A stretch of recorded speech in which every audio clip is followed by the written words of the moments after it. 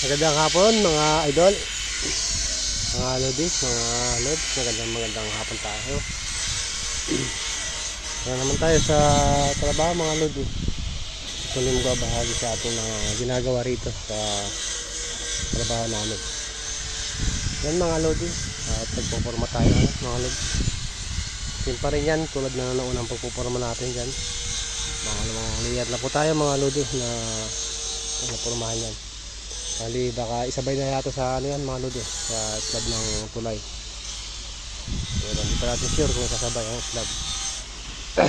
Yan mga idol, ganito lang kami maggawa ng mga magpurma mga lods. Yung uso kasi rito mga lodi, kung napapansin yung tin yan, yung tin na yan yan ang ginagamit panghigit dito sa magkabilang porma mga lodi.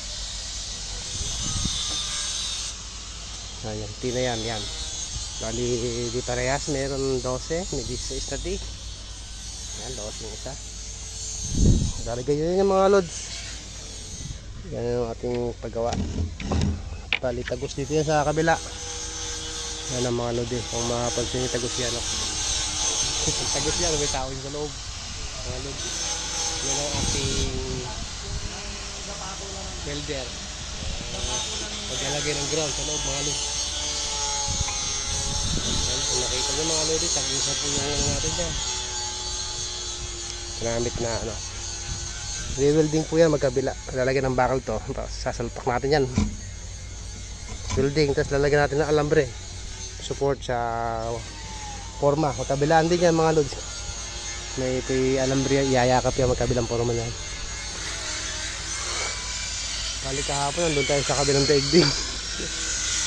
Daigdig talaga, no? Nasa kabila tayo na na-assign.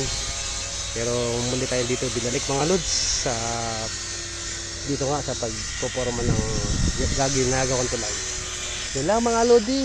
At maraming salamat po sa muli sa panonood ng aking video dito sa ating ginagawa, Buhay Construction Worker.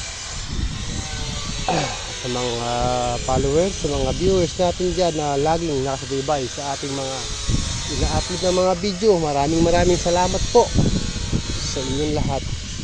Maraming salamat mga lod. At sa Teens Idol 24K, maraming salamat po sa panonood. Magandang hapon sa ating lahat.